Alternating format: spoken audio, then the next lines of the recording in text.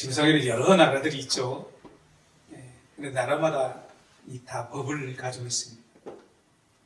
왜 법을 만들어서 제정해서 가지고 있을까요? 그것은 죄가 무엇인가, 죄를 정하기 위해서 이 법을 가지고 있다는 것입니다. 그러니까 이 법이 있어야 사회가 질서가 유지되고 개인의 자유나 또 개인의 생명이 보호될 수 있기 때문에 이 법을 마련한다는 것입니다. 그런데 이 실정법에는 항상 이 증거를 위주로 해서 법을 잣대를 대죠. 이것은 죄가 아니다. 그런데 이 법이 정죄할 수 없는 것, 법은 외적인 드러나는 것, 증거가 있는 것은 정죄할 수 있지만 우리의 마음에 품는 것은 세상의 실정법은 이 정죄를 할 수 없죠. 죄라고 말할 수 없다는 것입니다. 어떤 사람이 도덕적으로 또 보기에 양심적으로 그 행위가, 그 말이, 그 마음이 나쁘다고 해서 실정법에서는 이 죄라고 할 수가 없다는 것입니다. 왜냐하면 법이 그것까지 규정하고 있지 않기 때문입니다. 오늘은 주기도문 시리즈 7번째 시간입니다. 기도로 길을 묻다. 오늘 본 말씀이 바로 12절입니다. 우리가 우리에게 죄 지은 자를 사하여 준 것 같이 우리 죄를 사하여 주시옵고. 우리가 우리에게 죄 지은 자를 사하여 준 것 같이. 아니, 유대인들 사이에서는 죄를 사하는 권세는 하나님 한 분밖에 없다고 유대인들의 믿음으로 그렇게 고백하고 있습니다. 그런데 예수님 오셔서 마가복음 2장 11절에 보면은 인자가 땅에서 죄를 사하는 권세가 있는 줄을 너희로 알게 하려 한다. 이렇게 했습니다. 그러니까 예수님 스스로가 나는 죄를 사하는 권세를 가지고 있다. 이렇게 선언합니다. 그러니 유대인들과 예수님이 갈등이 일어날 수밖에 없는 구조가 형성되는 거 아니겠습니까? 하늘에서 하나님만이 죄를 사할 수 있는 권세를 가지고 계셨는데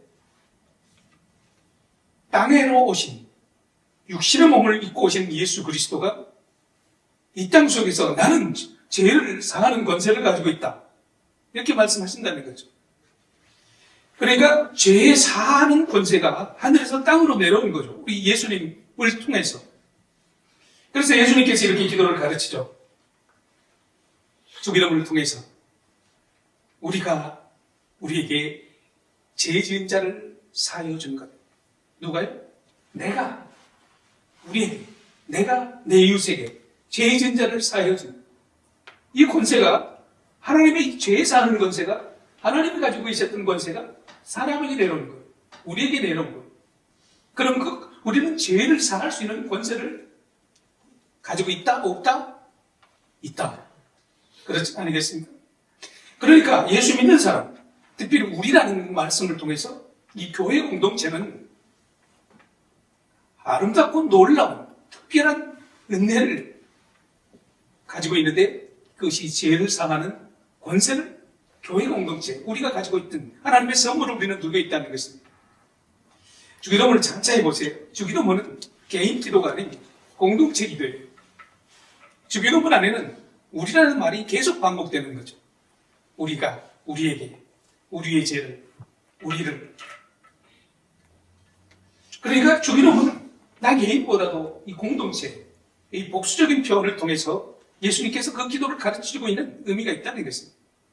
예수님께서는 제자들에게 이 기도를 가르쳐주면서 너희들은 혼자가 아니야. 너희들은 하나야. 공동체야. 서로 의존하고 서로 돕고 사랑할 수 있는 그 공동체 안에서 죄의 문제, 용서의 문제까지라도 개인으로 치료하지 말고 공동체적으로 이 용서의 문제, 죄의 문제를 풀어나가기를 원하는 예수님의 마음이 그 속에 담겼다는 것입니다. 예수님께서 왜 초대교회 공동체 또 제자들에게 이런 기도를 가르쳤을까요? 그것은 당연하죠. 나의 하나님, 너의 하나님, 우리의 하나님. 그 하나님은 한 분밖에 없는 우리의 하나님이 된다는 것입니다. 나 한 사람이 하나님이 아니고 우리 모두의, 우리 공동체, 제자들 공동체의 하나님이 되시기 때문에 그렇게 예수님께서 기도를 가르치신 거 아니겠습니까? 여러분, 우리가 주기도문을 많이 하죠. 그런데 우리가 주기도문을 통해서 하나님 앞에 기도하는 순간 나는 내 개인, 나 한 사람으로 하나님 앞에 선 게 아니라는 것입니다. 공동체의 한 사람으로 속에 있는 것입니다. 나 한 사람 것을 포기하고 형제요, 자매요, 영적인 믿음의 공동체라는 그 길을 선택하는 것이 주기도문을 기도하는 것입니다. 하나님, 이제 나 혼자가 아닙니다. 우리라는 공동체, 교회 공동체입니다. 가정의 공동체입니다. 이런 고백이 주기도문 안에는 들어가 있는 것 아니겠습니까? 여러분, 세상은 실정법에 의해서 죄를 규정합니다. 그러나 성경에서는 죄를 정의할 때 어떻게 합니까? 요한복음 16장에 보면은 이렇게 말씀하고 있습니다. 함께 할까요? 죄에 대하여 함은 그들이 나를 믿지 아니하며.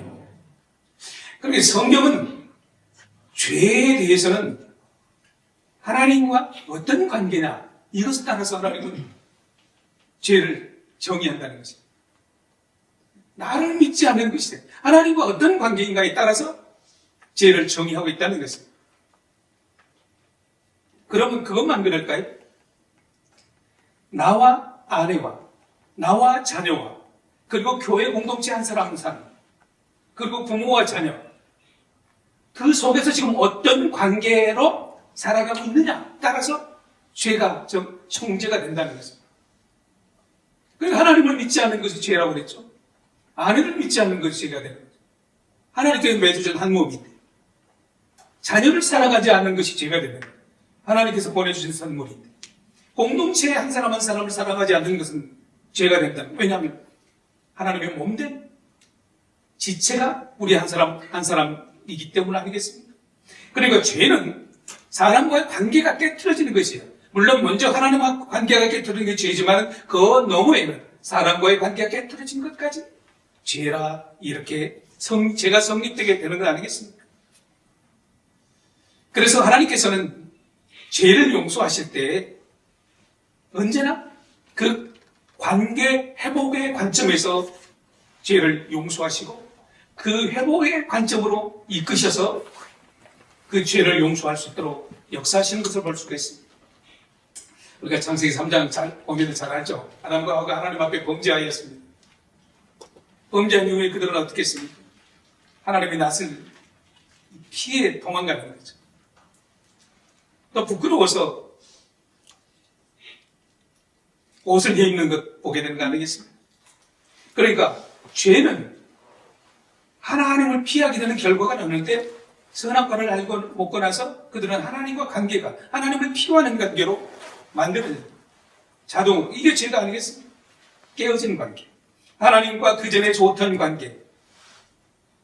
하나님과 벌거벗었으나 부부가 부끄러워하지 않냐고 하나님을 대변하던 그들이 이제는 벌거벗은 것을 보고 부끄러워하고 하나님의 낯을 피한 그 깨어진 관계가 하나님 앞에서는 죄라 이렇게 말씀하고 있습니다. 하나님과 관계가 깨지니까 어떻게 됩니까? 아담과 하와도 서로의 책임을 돌리는 부부간의 깨어진 관계로 발전하는 게 아니겠습니까? 부부가 깨어진 관계가 되니까 그 다음에 어떤 결과가 나와요? 사람과 자연과도 깨어진 관계. 이렇게 죄는 발전하게 된다는 거죠. 그렇기 때문에 구약이나 신약이나 죄를 정죄할 때는 항상 이 관계 속에서 성경은 바라보게 됩니다. 로마서 3장 23절에 이렇게 말씀합니다. 함께합니다. 모든 사람이 죄를 범하였으니 하나님의 영광에 이르지 못하더니 죄를 범하였으니를 먼저 보지 말고요. 하나님의 영광에 이르지 못하였더니 하나님의 영광은 어떤 하나의 기준점이 되는 것입니다. 하나님의 영광은 하나님께서 사람을 지으신 이유고 목적이라는 것입니다. 그 목적에 도달하지 못하는 것이 죄가 되어버려요. 하나님 앞에 영광을 올리지 못하니까 죄가 되어버린다는 거예요. 하나님 중심의 삶, 하나님의 영광의 삶, 하나님의 순종하는 삶, 그 믿음의 삶, 이 상태에서 벗어나는 것을 죄라고 정의하고 있다는 것입니다. 또 구약은 볼까요? 이사야서나 호세아서 한번 봅니다. 그들이 내게 반역하였다. 아담처럼 어기고 그들이 나를 배반했다. 반역, 배반. 이것은 단순한 실수가 아닙니다. 의도적으로 하나님 앞에 반역하는 거죠. 내 자의적으로 하나님을 배반하는 거죠. 그러니까 하나님과 관계를 내 의도와 자의적으로 그 관계를 깨트리는 거예요. 이것이 죄라는 거죠. 구약에서 말씀하는 죄라는 거죠.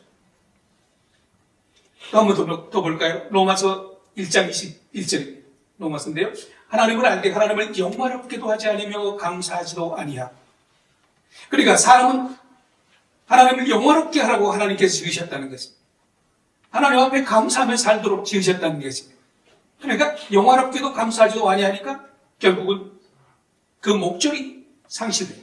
하나님의 처음의 의도가 잃어버리고 상실되는 가운데 목표를 잃어버린 상태가 죄가 되었다는 것입니다. 여러분, 글쎄 성경 보시고 오셨는 주기도문 보면은 12절에 보면은요, 12절 맨 앞에 이런 관주가 붙어 있습니다. 4라는 관주 숫자가 붙어 있습니다. 제가 가져왔는데 관주를 딱 따놨는데 맨 밑으로 내려가 보면은 이렇게 성경책 맨 밑에 이렇게 기록되어 있습니다. 헬라어에서는 우리가 우리에게 죄 지은 자를 사하여 준 것 같이 이 문자는 어떻게 되냐면 빚진 자를 탕감하여 준 것 같이 우리의 빚도 탕감하여 주시오. 헬라어에는 이렇게 되어 있다고.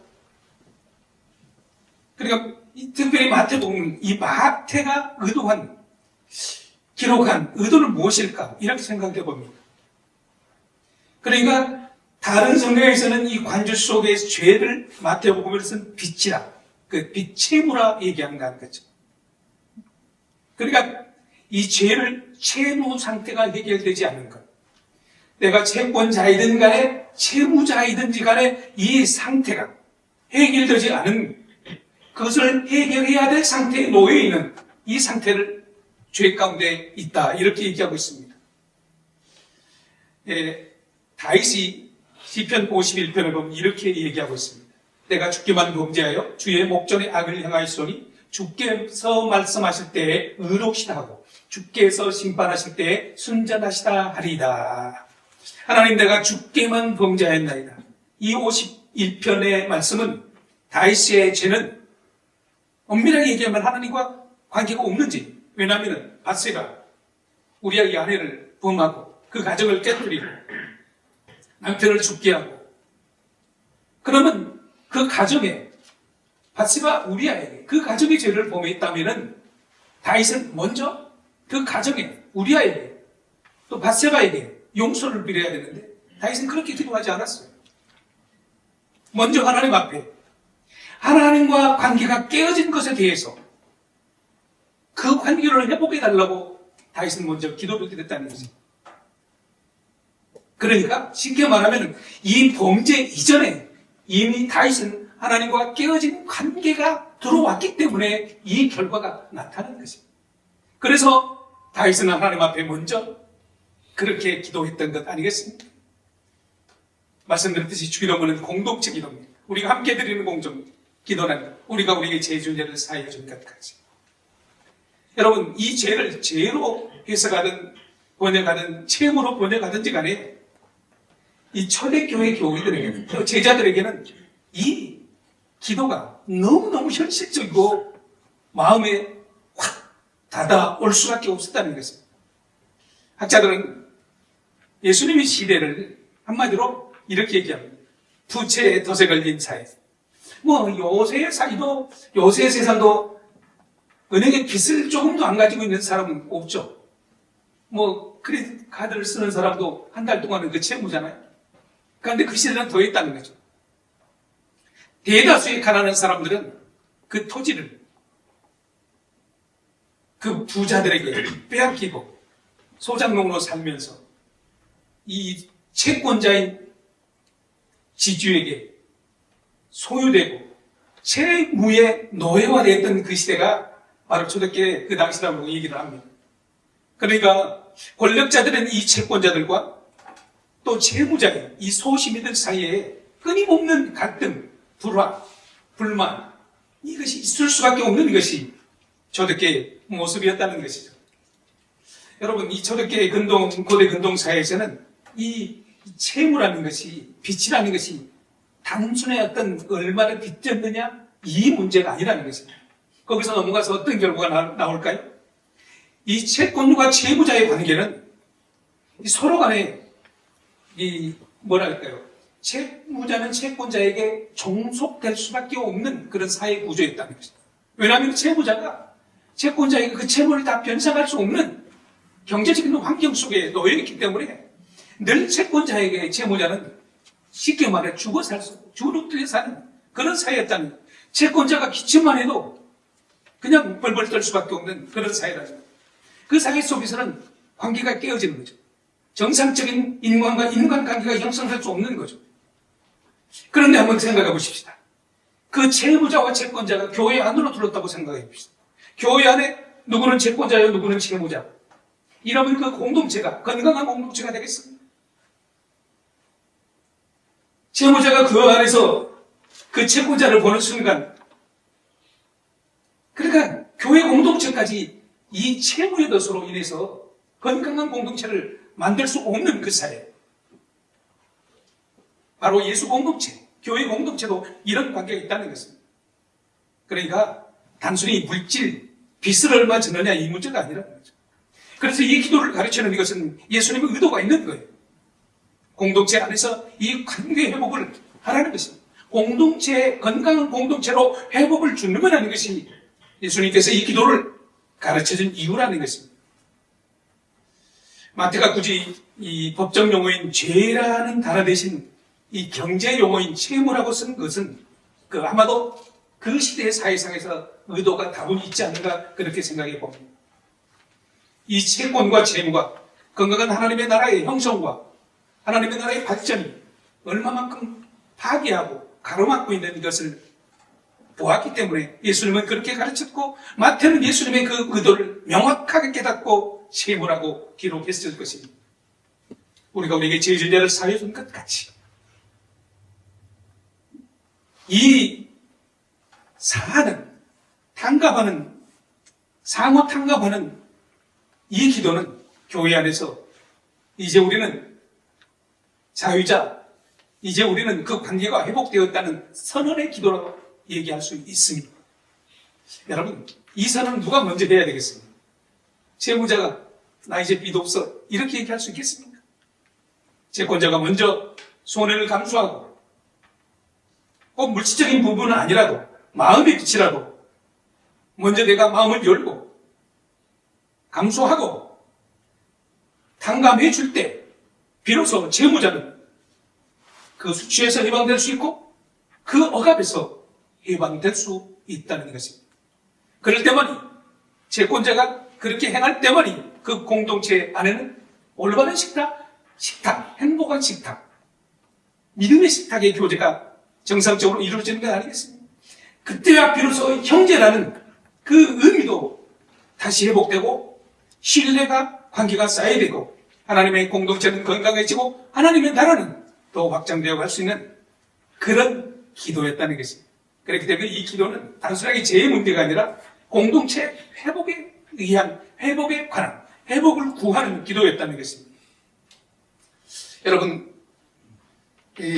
마태복음 18장에 보면은 베드로가 예수님한테 묻습니다. 예수님, 내게 죄를 범한 사람을 내가 몇 번이나 용서해 주면 되겠습니까? 한 7번 정도 하면은 되지 않겠습니까? 예수님 뭐라고 말씀해요? 7번씩 70번이라도 용서해야 돼요. 그냥 다 하라는 거죠.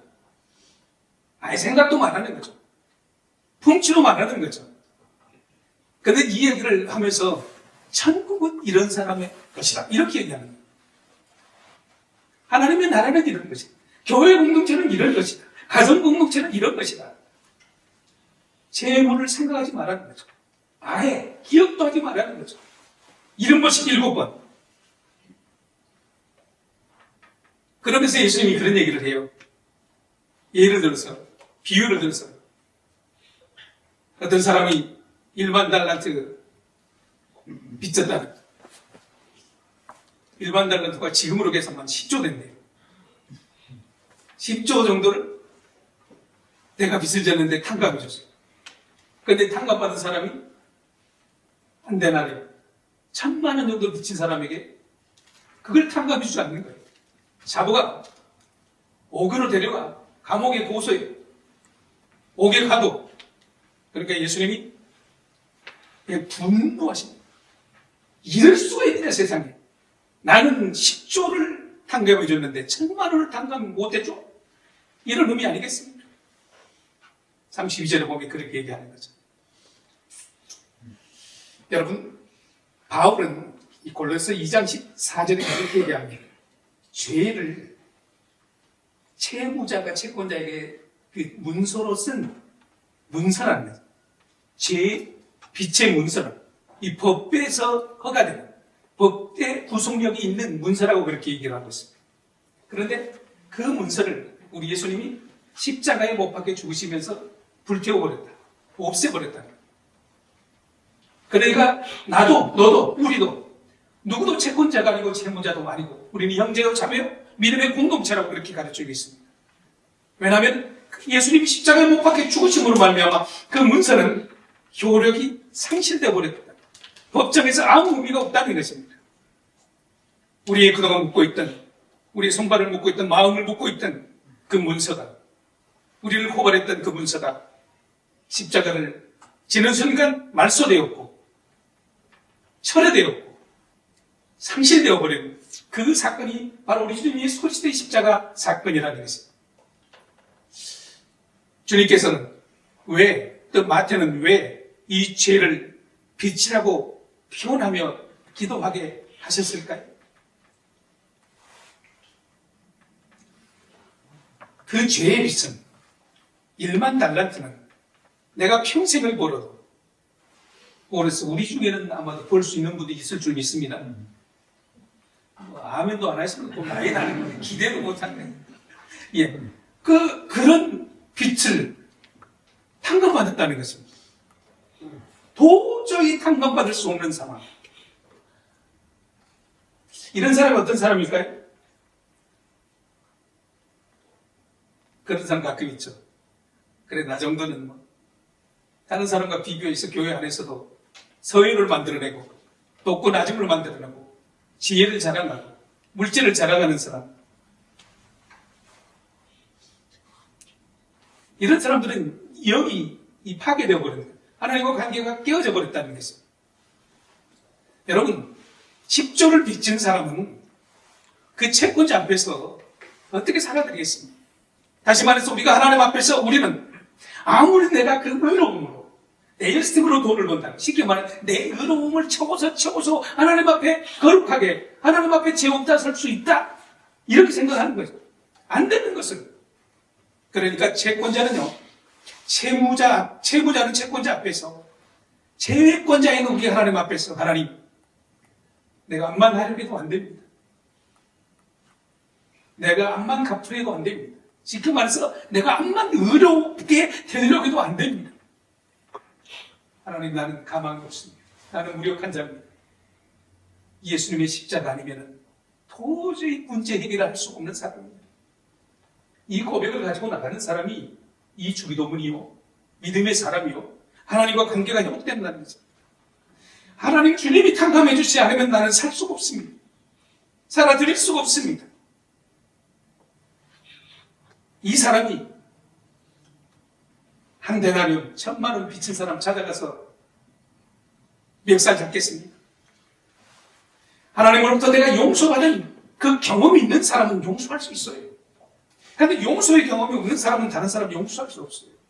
우리 하나님이 하는 말 있잖아요. 사랑받은 사람들이 더 사랑할 줄 아는 거예요. 여러분, 곰곰이 돌아보면 사람들이 가장 오래 악착같이 붙들고 있는 것이 무엇일까요? 돈일까요? 가만히 보면은 내 안에 있는 상처. 이걸 절대 놓지 않고 붙들고 있는 거예요. 그래서 그 사람만 보면 가슴이 불안해. 나를 상처 준 사람. 말 한마디에 눈빛이 이상했다고. 나를 못 본 채 지나갔다고. 나를 무시했다고. 이것을 문서에 기록합니다. 채권자로서 채무의 문서를 기록하고 있는 거. 그리고 깍 쥐고 있는 나는 저 사람 절대 용서 못해. 저 사람이 나한테 먼저 와서 사과하기 전에 난 절대 용서 안 할 거야. 이 채권의 문서를 가슴 깊이 갖고 있는 거죠. 혹시 우리들 중에라도 그런 문서를 내 가슴 속에 묻고 있는 사람이 조금이라도 있다면 어떻게 해야 되겠습니까? 여러분, 가만히 생각해 보면은 내가 채권자인 것 같죠? 그러나 상황에 따라서는 내 채무가 훨씬 더 많다는 것을 알아야 돼요. 오늘 내가 여기까지 사랑의 잎이, 은혜의 잎이, 많은 사람들로부터 도움받아서 오늘 내가 여기까지. 여러분, 생각해 보십시다. 오늘 하나님께서 우리에게 은혜를 주시지 않았다. 하나님께서 나를 지켜주시지 않았다. 하나님께서 내게 믿음을 주시지 않았다면 오늘 건강하게 이 공동체에 나와 예배드릴 수 있습니다. 제 형제 아침에 급하게 기도 요청하는 이 건강의 문제까지라도 하나님이 지켜주시지 않으면 우리는 늘 그런 어려움 속에 빠질 수가 있거든요. 그 사랑의 빛이 바로 내가 채무자라는 것입니다.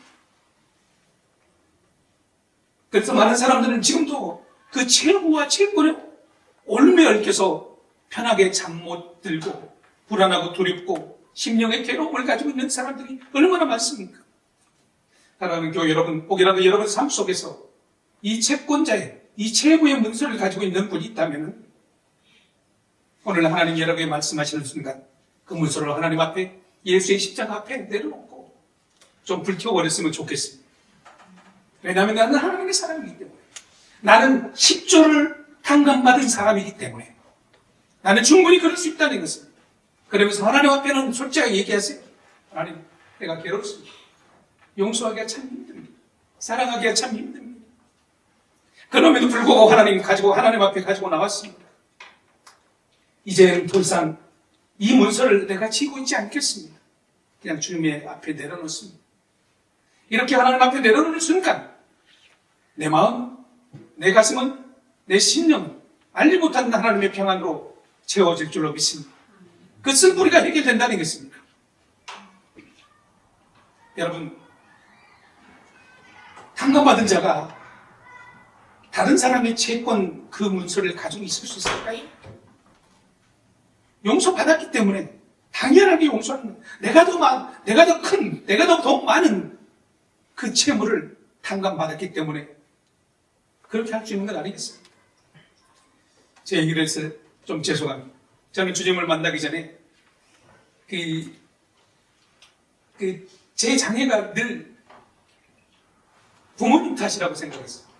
특별히 어머니 탓이라고 생각했어요. 그 시골에서 좀 서울에 큰 병원 가서 좀 고쳐줬으면 됐을 걸. 그래서 어머니한테 어머니 때문이라고. 그때 어머니가 어떻게 반응했어요? 그냥 울고만 계세요. 내가 어머니한테 언제 이 채권자로서 채무를 요구하는 거죠. 채무자인 어머니는 아무 말도 못하고 울고만 있는 거죠. 아니, 예수 믿기 전에 그렇게 생각했다는 거죠. 그런 그 어머니가 지금은 보고 싶어도 볼 수 없는 그 관계 속에 있기 때문에 가슴이 더 아픈 건 아니겠습니까? 여러분 중에 그런 어떤 문서를 가지고 있지는 않습니까? 그때 그렇게 말하지 말았어야지. 그때 그렇게 행하지 말았어야지. 마치 내가 증서를 가진 사람처럼 부모님 앞에서, 남편 앞에서, 아내 앞에서 문서를 흔들면서 당신 그럴 수 있어?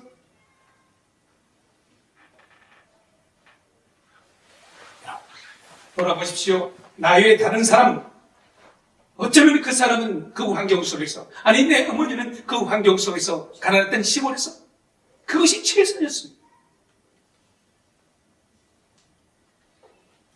아니, 그럴 수밖에 없는 환경이었을 겁니다.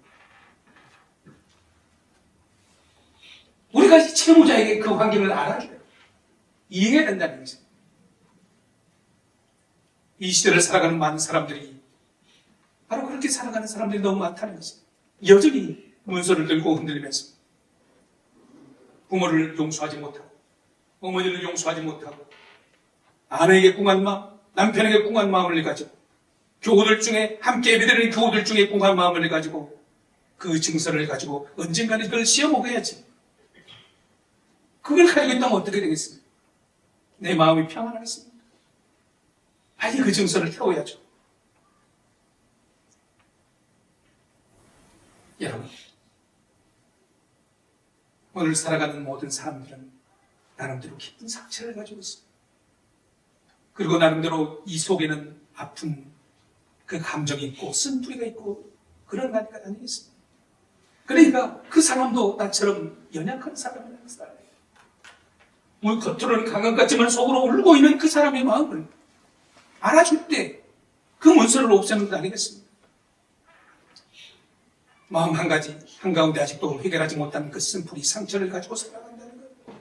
우리 피차 인정해야 돼요. 내 남편에게도 내 아내에게도 다 말하지 못하는 그 과거의 아픔이 있다는 거예요. 세상에는 완전한 사람이 없습니다.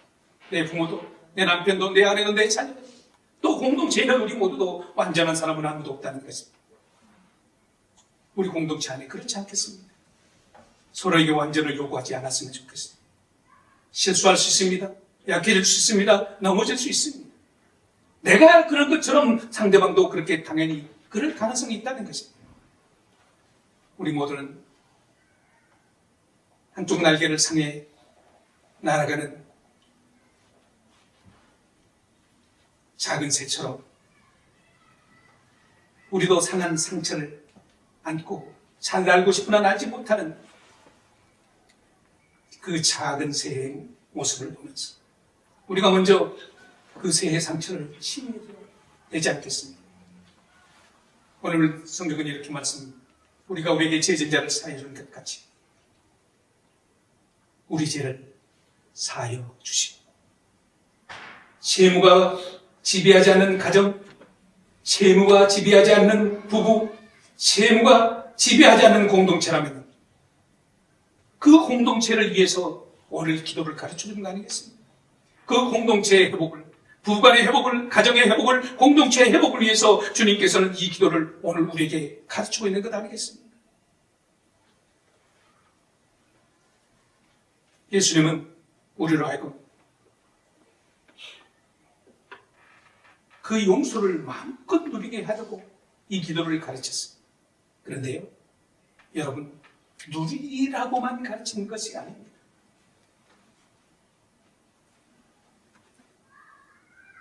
오히려 용서를 집행하는 집행자로서 살라고 가르치는 것입니다. 그것이 뭐냐고요? 하늘에 있던 원세, 하나님만 가지고 있던 죄 용서의 권세를 예수님이 이 땅에 오셔서 나는 죄를 사하는 권세가 있다 이렇게 말씀하신 예수님이 우리에게 너희도 가서 하늘의 권세를 가지고 죄를 사하는 능력을, 권세를 주었다. 죄를 용서를 누리지만 말고 그 죄 용서함을, 권세를 누리는, 사용하는 하나님의 대리자로 살아드리라는 것이 오늘 기도의 가르침 아니겠습니까? 쉽게 말하면 하나님의 은혜를 받고 누리는 은혜의 소비자로만 살지 말고 그 은혜를 누려주는, 베풀어주는